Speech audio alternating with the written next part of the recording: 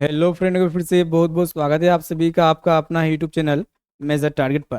तो प्यारे बच्चों, अगर आप भी 10वीं की तैयारी कर रहे हैं और बोर्ड एग्जाम में इस बार बैठने वाले, तो ये वीडियो आपके लिए काफ़ी महत्वपूर्ण होने वाला है, क्योंकि आज के इस वीडियो में हम आपको क्लास 10 के साइंस का धमाकेदार एक ऑनलाइन टेस्ट लेने वाले हैं। और इस लाइव टेस्ट में जो है ना प्यारे बच्चों, आपको totally 30 most important observe questions मिलेंगे, जिनमें से आपको केवल 25 सही करके दिखाना है। अगर प्यारे बच्चों ये 30 में से 25 सही हो जाता है तो आपका तैयारी काफ़ी अच्छी तरीके से चल रही होगी, ठीक है।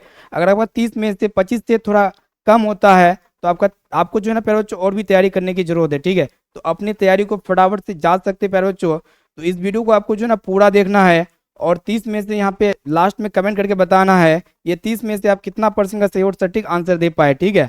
और इस वीडियो को जो भी विद्यार्थी अभी तक लाइक नहीं किया तो फटाफट से वीडियो को लाइक कर दीजिए प्यारे बच्चों। और चैनल पर नए हैं तो चैनल को सब्सक्राइब करके बेल आइकन को प्रेस करके ऑल पर जरूर सेलेक्ट कर लीजिएगा। और प्यारे बच्चों, इस वीडियो को जो है ना ज़्यादा से ज़्यादा अपने दोस्तों तक जरूर शेयर कीजिएगा, ताकि वो भी जो है ना बोर्ड एग्जाम की तैयारी कर सके और जो है ना इसके माध्यम से अपनी तैयारी को जांच सके, ठीक है। तो चलिए प्यारे बच्चों, देखते हैं यहाँ पे आज का फर्स्ट प्रश्न की तरफ बढ़ चलते हैं। तो प्यारे बच्चों, यहाँ पे देख सकते हैं आज का फर्स्ट प्रश्न जो कि आपके बोर्ड एग्जाम के लिए बहुत ही महत्वपूर्ण है। तो प्यारे बच्चों, देख सकते हैं आज का फर्स्ट प्रश्न क्या कराए कि यहाँ पे आपको बताना है कि विद्युत धारा का ऐसा ही मात्रक क्या होता है। बहुत ही महत्वपूर्ण है बोर्ड एग्जाम के लिए। ऐसा ही मात्रक से जो है ना प्यारे बच्चों, बोर्ड एग्जाम में प्रत्येक वर्ष एक ना एक प्रश्न पूछे ही जाते हैं। तो यहाँ पे देखिएगा, काफी महत्वपूर्ण यहाँ पे एक वीडियो होने वाला है, ठीक है। तो यहाँ पे आपको बताना है कि विद्युत धारा का ऐसा ही मात्रक क्या होता है। तो प्यारे बच्चों, विद्युत धारा का ऐसा मात्रक क्या होता है देख सकते हैं, यहाँ पे चार ऑप्शंस मिलेंगे, चार विकल्प मिलेंगे। ऑप्शन ए में आपका दिया हुआ है एम्पियर, ऑप्शन बी में आपका दिया हुआ है वोल्ट, और ऑप्शन सी में आपका दिया हुआ है जूल, और ऑप्शन डी में आपका दिया हुआ है प्यारे बच्चों ओम। तो प्यारे बच्चों, ये जो इलेक्ट्रिक करंट होता है इसका जो ऐसा यूनिट होता है प्यारे बच्चों, वो क्या होता है आपको पता होना चाहिए, एम्पियर होता है। क्या होता है प्यारे बच्चों? एम्पियर। और प्यारे बच्चों, एम्पियर को जो है ना हम लोग कैपिटल ए के द्वारा दिखाते हैं, ठीक है। और प्यारे बच्चों, आपके बोर्ड एग्जाम में एक प्रश्न नहीं पूछे आते हैं कि विद्युत विभव या विभवांतर का ऐसे मात्रक क्या होता है। तो प्यारे बच्चों, विद्युत विभव या विभवांतर का जो ऐसे ही मात्रक होता है ना, वोल्ट होता है, ठीक है। और वोल्ट को हम लोग कैपिटल वी के द्वारा दिखाएंगे। और प्यारे बच्चों, विद्युत ऊर्जा का ऐसे मात्रक क्या होता है? जूल होता है। और प्यारे बच्चों, एक प्रश्न नहीं पूछे आते कि प्रतिरोध का ऐसे मात्रक क्या होता है। तो प्रतिरोध का ऐसे मात्रक क्या होता है प्यारे बच्चों? जो रेजिस्टेंस होते हैं उसका ऐसे मात्रक क्या होते हैं, यहाँ पे देख सकते हैं ओम होते हैं, ठीक है। ऑप्शन डी में आपका दिया हुआ है। तो चलिए देखते हैं यहाँ पे दूसरा नंबर प्रश्न जो कि आपके बोर्ड एग्जाम के लिए बहुत ही महत्वपूर्ण है। तो प्यारे बच्चों, देख सकते हैं प्रश्न ये कराए कि प्रकाश तरंग का उदाहरण है। तो प्यारे बच्चों, आपको पता होना चाहिए प्रकाश जो होता है ना, एक अनुप्रस्थ विद्युतीय चुंबकीय तरंग होता है जो हमें दृष्टि संवेदना देती है। प्रकाश हमेशा क्या होती है प्यारे बच्चों? सीधी रेखा में गमन करती है। और प्रकाश एक प्रकार का क्या होता है प्यारे बच्चों? ऊर्जा होता है, ठीक है। तो यहाँ पे प्रकाश क्या होता है प्यारे बच्चों? प्रकाश क्या है? प्रकाश एक अनुप्रस्थ विद्युतीय चुंबकीय तरंग है। और प्यारे बच्चों, प्रश्न एक प्रश्न ये पूछे आते कि प्रकाश गमन करती है। तो प्यारे बच्चों, प्रकाश जो होता है ना प्यारे बच्चों, हमेशा सीधी रेखा में गमन करती है, ठीक है। टेढ़ी मेढ़ी रेखा में प्रकाश गमन नहीं करती है, ठीक है। चलिए देखते हैं यहाँ पे नेक्स्ट क्वेश्चन की तरफ बढ़ चलते हैं। अब आइए प्यारे बच्चों, देखते हैं यहाँ पे तीसरा नंबर प्रश्न क्या कराएगा कि यहाँ पे आपको बताना है कि प्रकाश के परावर्तन के कितने नियम है। देख सकते हैं यहाँ पे ऑप्शन ए में आपका दिया हुआ एक या फिर दो, और ऑप्शन सी में आपका दिया हुआ है तीन, और ऑप्शन डी में आपका दिया हुआ प्यारे बच्चों चार, ठीक है। तो यहाँ पे देख सकते हैं प्रकाश के परावर्तन के कितने नियम होते हैं। और एक प्रश्न ये पूछा जाता है कि प्रकाश के अपवर्तन के कितने नियम होते हैं। तो प्यारे बच्चों, ये दोनों प्रश्न का एक ही आंसर होगा, प्रकाश के परावर्तन पूछे जाए या फिर प्रकाश के अपवर्तन पूछे जाए, दोनों के कितने नियम होते हैं प्यारे बच्चों? दो नियम होते हैं, ठीक है। जो कि यहाँ पे देख सकते हो ऑप्शन बी में आपका दिया हुआ है, ठीक है। काफी महत्वपूर्ण महत्वपूर्ण यहाँ पे प्रश्न लेके आए हुए हैं। चलिए देखते हैं यहाँ पे नेक्स्ट क्वेश्चन, चौथा नंबर प्रश्न को देखिएगा प्यारे बच्चों, काफी महत्वपूर्ण है। प्रश्न ये है कि समतल दर्पण द्वारा बना प्रतिबिंब होता है, यानी कि जो समतल दर्पण होते हैं प्यारे बच्चों, इसमें कैसा प्रतिबिंब बनता है, ठीक है। तो समतल दर्पण में जो जो है ना प्यारे बच्चों, काल्पनिक प्रतिबिंब बनता है, ठीक है। और प्यारे बच्चों, ये जो काल्पनिक प्रतिबिंब होता है ना प्यारे बच्चों, क्या होता है? हमेशा सीधा होता है। और प्यारे बच्चों, जो ये वास्तविक प्रतिबिंब कैसा होता है प्यारे बच्चों, आपकी बोर्ड एग्जाम में पूछे जाएंगे। तो आपको बताना है कि वास्तविक जो प्रतिबिंब होते हैं ना प्यारे बच्चों, कैसा होते हैं? उल्टा होते हैं। और प्यारे बच्चों, ये काल्पनिक प्रतिबिंब को जो है ना प्यारे बच्चों, पर्दे पर हम लोग प्राप्त नहीं कर सकते हैं। और वास्तविक प्रतिबिंब को जो है ना प्यारे बच्चों, हम लोग क्या कर सकते हैं? पर्दे पर उतार सकते हैं, ठीक है। चलिए देखते हैं यहाँ पे नेक्स्ट क्वेश्चन की तरफ बढ़ चलते हैं। अब आइए प्यारे बच्चों, देखते हैं यहाँ पे पांचवा नंबर प्रश्न क्या कराए कि आपके बोर्ड एग्जाम के लिए बहुत ही महत्वपूर्ण है। प्रश्न ये कराए कि हजामत के लिए किस दर्पण का उपयोग होता है, ठीक है। काफी महत्वपूर्ण है। यहाँ पे देख सकते हो ऑप्शन ए में आपका दिया अवतल दर्पण का या फिर उत्तल दर्पण का, और ऑप्शन सी है समतल दर्पण का, ऑप्शन डी में आपका दिया हुआ है इनमें से कोई नहीं। हजामत यानी कि आप जब नाई की दुकान में जाते हैं शेविंग करने के लिए, आपके सामने जो दर्पण लगा रहता है ना पैर बच्चों, जो मिरर लगा रहता है वो कौन सा दर्पण होता है? अवतल दर्पण होता है, ठीक है। अवतल दर्पण इसलिए लगा रहता है क्योंकि अवतल दर्पण में जो प्रतिबिंब बनता है ना पैर बच्चों, कैसा बनता है? वस्तु से बड़ा बनता है, ठीक है। यानी कि यहाँ पे ऑप्शन ए में आपका दिया हुआ है अवतल दर्पण। ऑप्शन नंबर ए जो है पैर बच्चों बिल्कुल ही करेक्ट आंसर हो जाएगा। अवतल दर्पण यहाँ पे देख सकते हैं, उपयोग बहुत सारे पूछे जाते हैं अवतल दर्पण में कि अवतल दर्पण के उपयोग को लेके, तो अवतल दर्पण का काफी सारे उपयोग हो सकते हैं प्यारे बच्चों। अवतल दर्पण का उपयोग हम लोग जो है ना प्यारे बच्चों किस किस में करते हैं? टॉर्च में करते हैं, वाहनों के हेडलाइट में करते हैं, सौर भट्टियों में भी करते हैं अवतल दर्पण का उपयोग। और प्यारे बच्चों ये जो उत्तल दर्पण होता है ना प्यारे बच्चों, साइड मिरर के रूप में इसका उपयोग किया जाता है, ठीक है। चलिए देखते हैं यहाँ पे नेक्स्ट क्वेश्चन क्या कराए कि आपको बताना है कि वास्तविक प्रतिबिंब कैसा होता है, बहुत ही महत्वपूर्ण है। और प्यारे बच्चों ये जो रियल इमेज होते हैं ना ये कैसा होता है वो आपको बताना है। तो वास्तविक प्रतिबिंब जो होता है ना प्यारे बच्चों वो कैसा होते हैं? उल्टा होते हैं, यानी कि ऑप्शन नंबर ए जो है ना बिल्कुल ही करेक्ट आंसर हो जाएगा। एक प्रश्न ये पूछे आते हैं आपके बोर्ड एग्जाम में कि आपका काल्पनिक प्रतिबिंब कैसा होते हैं, तो प्यारे बच्चों काल्पनिक प्रतिबिंब जो होते हैं ना प्यारे बच्चों कैसा होते हैं? सीधा होते हैं, ठीक है। इसको अच्छी तरीके से याद रखिएगा। चलिए देखते हैं यहाँ पे अगला प्रश्न की तरफ बढ़ चलते हैं। अब आइए प्यारे बच्चों देखते हैं यहाँ पे 7वां नंबर प्रश्न क्या करेंगे। यहाँ पे आपको बताना है कि लेंस सूत्र क्या होता है, ठीक है। बहुत ही महत्वपूर्ण है आपके बोर्ड एग्जाम के लिए। तो प्यारे बच्चों देख सकते हैं लेंस सूत्र यहाँ पे देखना है, ठीक है। 4 ऑप्शंस मिलेंगे, तो 4 ऑप्शंस में से आपको यहाँ पे देखना है प्यारे बच्चों, जिसमें क्या है कि 1/b minus 1/u, 1/b minus 1/u बराबर क्या होते हैं प्यारे बच्चों? 1/f होते हैं। जहाँ पे भी क्या होते हैं प्यारे बच्चों? प्रतिबिंब दूरी होते हैं, u वस्तु दूरी होती है, और f जो होते हैं ना प्यारे बच्चों क्या होते हैं? फोकस दूरी होते हैं। और यहाँ पे 1/b माइनस 1/u ये दोनों एक साथ रहेंगे, ठीक है। दोनों का यहाँ पे क्या होगा प्यारे बच्चों? माइनस करेंगे, ये दोनों आपस में क्या होगा? 1/f के बराबर होगा। और यहाँ पे अगर आपसे पूछा जाए कि 1/f दर्पण सूत्र अगर आपसे पूछा जाए प्यारे बच्चों तो क्या होते हैं? 1/b बराबर 1/u बराबर 1/f होते हैं, ठीक है। इसको अच्छी तरीके से याद रखिएगा। लेंस सूत्र में क्या होते हैं? यहाँ पे माइनस होते हैं, तो दर्पण सूत्र में यहाँ पे क्या होते हैं प्यारे बच्चों? प्लस होते हैं, ठीक है। इसको याद रखिएगा। चलिए देखते हैं यहाँ पे नेक्स्ट क्वेश्चन।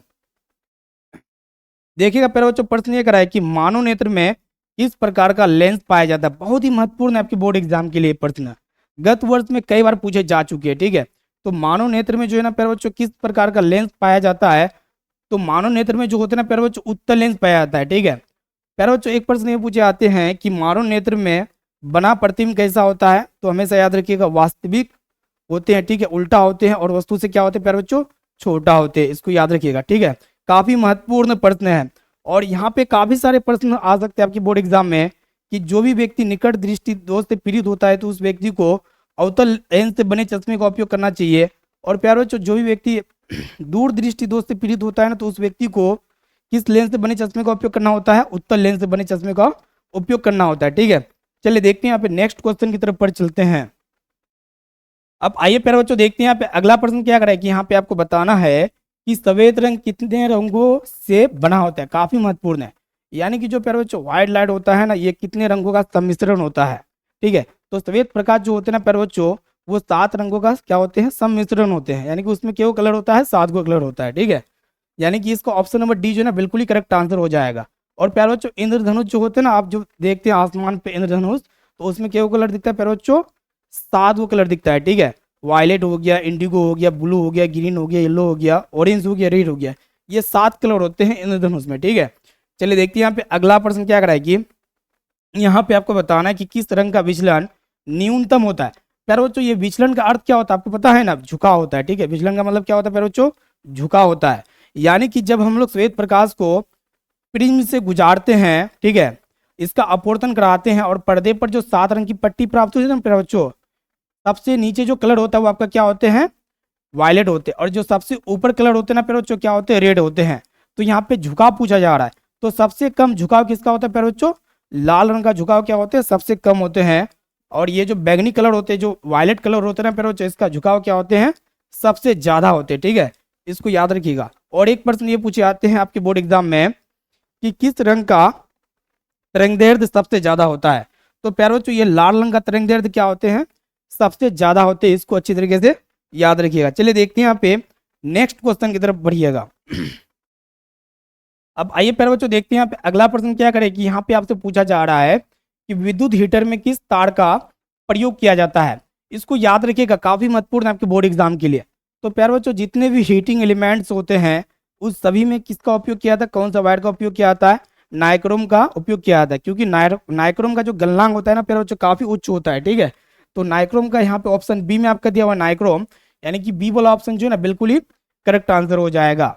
और प्यारे बच्चों, एक प्रश्न ये पूछा जाते हैं कि विद्युत बल्ब का जो फिलामेंट होता है ना प्यारे बच्चों, वो किसका बना होता है, टंगस्टन का बना होता है। ठीक है, यानी कि तंतु, विद्युत बल्ब का तंतु किसका बना होता है प्यारे बच्चों, टंगस्टन का बना होता है। ठीक है, चलिए देखते हैं यहाँ पे नेक्स्ट क्वेश्चन।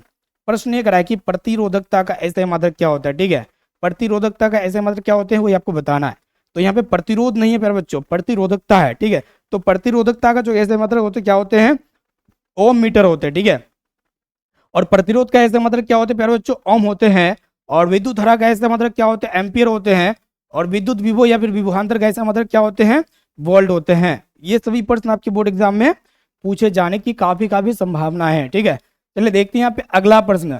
चलिए प्यारे बच्चों, देखते हैं यहाँ पे नेक्स्ट क्वेश्चन, काफी महत्वपूर्ण प्रश्न ये है कि घरेलू उपयोग के लिए विद्युत की आपूर्ति होती है, यानी कि भारत में जो घरेलू हम लोग जो विद्युत धारा उपयोग करते हैं ना प्यारे बच्चों, यूज करते हैं, वो कितना वोल्ट पर प्रति आवर्ती धारा होता है। ठीक है, आपको पता होना चाहिए।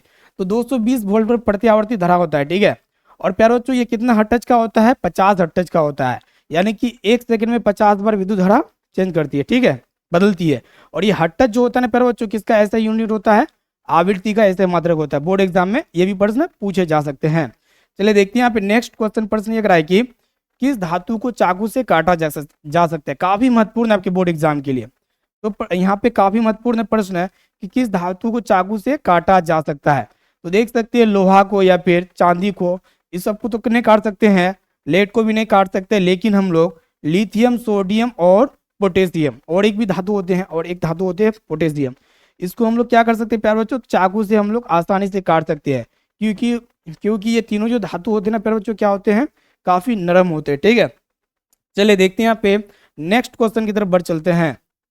अब आइए प्यारे बच्चों, देखते हैं यहाँ पे 15 नंबर प्रश्न। आप जो है ना वीडियो को पूरा जरूर देखिए, यानी कि टेस्ट को आपको पूरा शुरू से लेकर आखिरी तक देना है। ठीक है, और लास्ट में आपको प्यारा सा कमेंट करना है कि ये 30 में से आपको कितना प्रश्न सही और सटीक दे पाए। ठीक है, यहाँ पे देखिएगा प्यारे बच्चों, प्रश्न ये कराए कि कौन सा धातु कमरे के ताप पर द्रव होता है, यानी कि कौन सा मेटल है जो कमरे के टेम्परेचर पे क्या होगा प्यारे बच्चों, लिक्विड फॉर्म में पाया जाएगा। तो आपको पता होना चाहिए प्यारे बच्चों, ये जो Hg होते हैं, यानी कि जो पारा होते हैं ना प्यारे बच्चों, ये क्या होते हैं, कमरे के ताप पर द्रव अवस्था में पाए जाते हैं। और एक प्रश्न ये पूछे जाते हैं कि कौन अधातु है जो द्रव अवस्था में पाए जाते हैं, तो ब्रोमीन। ठीक है, चलिए, और प्यारे बच्चों ये जो Na होता है ना कि सोडियम होते हैं ना, सोडियम को हम लोग क्या कर सकते हैं, इसको किरोसिन तेल में डुबो कर रखा जाता है। ठीक है, इसको भी आपको याद रखना है। चलिए देखते हैं यहाँ पे नेक्स्ट क्वेश्चन क्या करा है कि NaOH है। तो प्यारे बच्चों ये NaOH क्या होते हैं, यह एक क्षार होते हैं। क्या होती है प्यारे बच्चों, क्षार होते हैं, इसको आपको याद रखना है। और भी प्रश्न पूछे जाते हैं आपके बोर्ड एग्जाम में इससे रिलेटेड। जो क्षार होते हैं ना प्यारे बच्चों, इसका स्वाद कैसा होता है, तो कड़वा होते हैं। ठीक है, और ये अम्ल का स्वाद कैसा होता है प्यारे बच्चों, खट्टा होते हैं। और ये अम्ल और क्षार दोनों आपस में जो संयोग करके जो उदासीन पदार्थ बनते हैं, उसको हम लोग क्या कहते हैं प्यारे बच्चों, लवण कहते हैं। ठीक है, और सामान्य लवण में क्या क्या हो सकते हैं प्यारे बच्चों, जैसे कि NaCl हो गया। ठीक है, NaCl जिसको हम लोग क्या कहते हैं, सोडियम क्लोराइड कहते हैं। चलिए देखते हैं यहाँ पे नेक्स्ट क्वेश्चन की तरफ बढ़ चलते हैं। अब आइए प्यारे बच्चों, देखते हैं यहाँ पे अगला प्रश्न क्या कर रहा है कि कोई विलयन लाल लिटमस पत्र को क्या कर देता है, नीला कर देता है। तो इस विलयन का pH मान कितना होगा। ठीक है, काफी महत्वपूर्ण है आपके बोर्ड एग्जाम के लिए, तो इसको आपको अच्छी तरीके से याद रखना है। ठीक है, तो प्यारे बच्चों जिस भी विलयन के pH का मान 7 से अधिक होता है ना, तो वो मतलब कौन सा विलयन होता है, क्षारीय प्रकृति का होता है। और प्यारे बच्चों क्षारीय प्रकृति का विलयन जो होता है ना, वो क्या करते हैं कि लाल लिटमस पत्र को नीला कर देते हैं। ठीक है, तो यहाँ पे ऑप्शन बी में आपका दिया हुआ है 7 से अधिक। जो भी क्षारीय प्रकृति का होगा, यानी कि जो भी विलयन लाल लिटमस पत्र को नीला कर देगा, तो वो 7 से अधिक होगा। और प्यारे बच्चों जो अम्ल होते हैं ना, यह नीले लिटमस पत्र को क्या कर देते हैं, क्षार कर देते हैं। ठीक है, और अम्ल का जो pH वैल्यू होता है प्यारे बच्चों क्या होते हैं, 7 से कम होते हैं।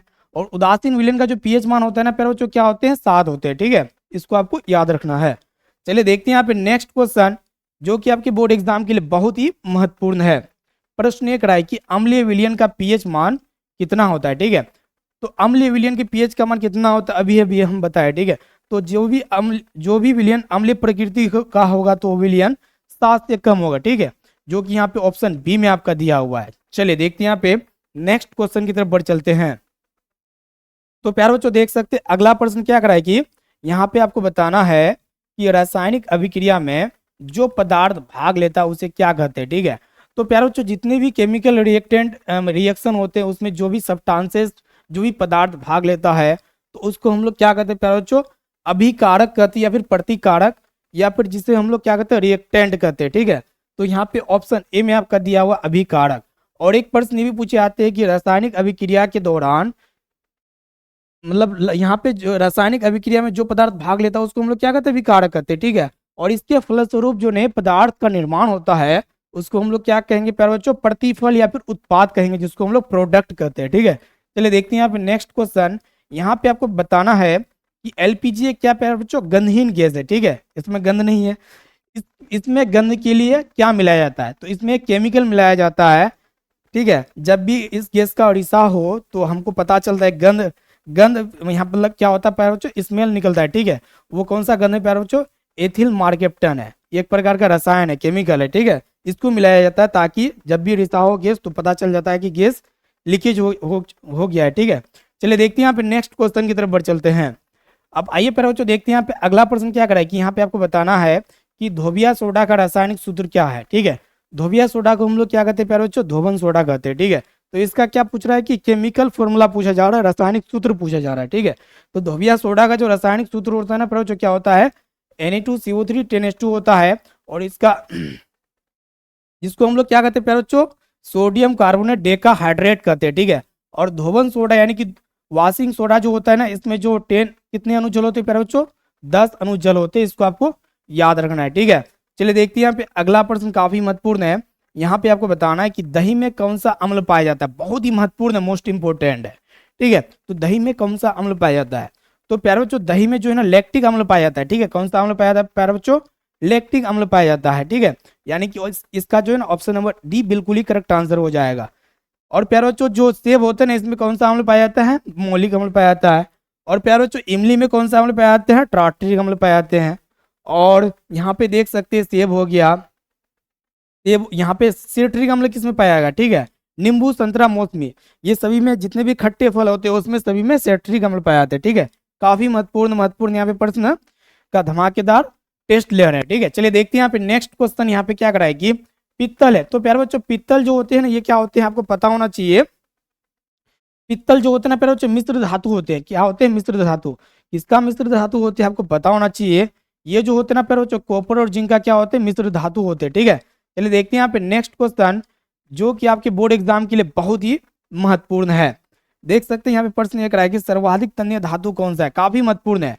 तो प्यारे बच्चों सर्वाधिक तन्य धातु मतलब क्या होता है, जिसको खींचकर जो है ना मतलब जिसको खींचा जा सके अधिकतम, ठीक है। तो जो सर्वाधिक जो तन्य धातु होता है ना प्यारे बच्चों वो क्या होते हैं, सोना होते हैं। सोना क्या होते हैं, सर्वाधिक तन्य धातु होते हैं। अगर आप 1 ग्राम सोना ले लेते हैं तो इससे हम जो ना प्यारे बच्चों लगभग 2 किलोमीटर लंबा तार इसका खींचा जा सकता है, ठीक है।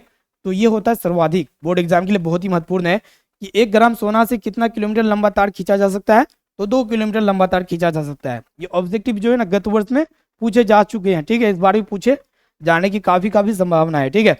और प्यारे बच्चों ये जो चांदी होते हैं क्या होते हैं, सर्वाधिक आघात वर्धनीय धातु है।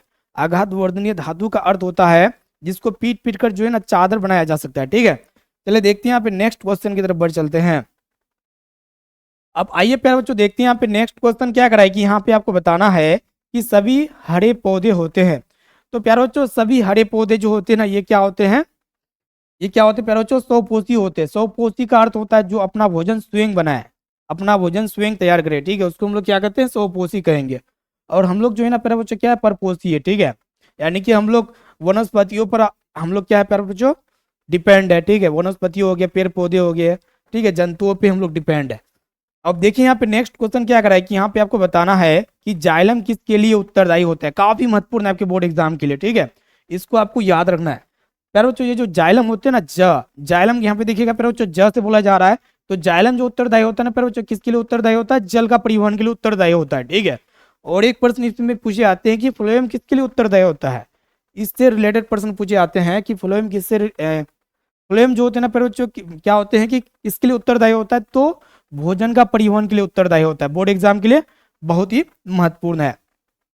चलिए अब देखते हैं यहाँ पे नेक्स्ट क्वेश्चन की तरफ बढ़ चलते हैं। देखिए प्यारे बच्चों प्रश्न ये कराए कि आपको बताना है कि मछलियां किस अंग से श्वसन करती है। बहुत ही महत्वपूर्ण है, मोस्ट इंपोर्टेंट है। तो देख सकते हैं फेफड़ों से, फेफड़ा से तो मछलियां श्वसन करेगा नहीं, ठीक है। देख सकते हैं ट्रेकिया से, या फिर कोशिका झिल्ली से, या फिर गिल्स से। तो प्यारे बच्चों मछली का जो श्वसन अंग होता है ना वो क्या होते हैं, गिल्स होते हैं, जिसको हम लोग क्या कहते हैं, गलफड़ा कहते हैं, ठीक है। और प्यारे बच्चों जितने भी इंसेक्ट्स होते हैं यानी कि कीड़ा मकोड़ा लोग, ये लोग जो होते हैं ना प्यारे बच्चों किससे शोषण करता है, ट्रेकिया से शोषण करता है, ठीक है।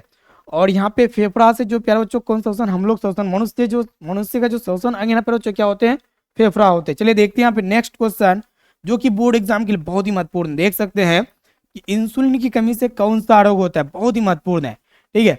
तो इंसुलिन की कमी से जो होता है ना प्यारे बच्चों कौन सा रोग होता है, मधुमेह रोग होता है, यानी कि डायबिटीज हो जाता है, ठीक है। ऑप्शन नंबर बी जो है ना बिल्कुल ही करेक्ट आंसर हो जाएगा।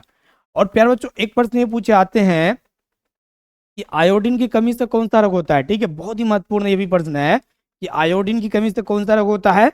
तो आयोडीन की जो कमी से होता है ना प्यारे बच्चों कौन सा रोग होता है, घेंगा रोग होता है, ठीक है। चलिए देखते हैं यहाँ पे नेक्स्ट क्वेश्चन की तरफ बढ़ चलते हैं। अब आइए प्यारे बच्चों देखते हैं यहाँ पे अगला प्रश्न क्या कराए कि यहाँ पे आपको बताना है कि शुक्राणु का निर्माण होता है, ठीक है। शुक्राणु का निर्माण कहाँ पे होता है वही आपको बताना है। तो देख सकते हैं विरसन में होता है, या फिर गर्भाशय में होता है, या फिर अंडाशय में होता है, और ऑप्शन डी है इनमें से सभी में। तो प्यारे बच्चों शुक्राणु का जो निर्माण होते हैं ना कहाँ पे होते हैं, विरसन में होते हैं, ठीक है। और प्यारे बच्चों एक प्रश्न ये पूछे आते हैं कि नर में कितने जोड़े शुक्राणु पाए जाते हैं। तो नर में एक जोड़े शुक्राणु पाए जाते हैं, ठीक है। इसको भी आपको याद रख।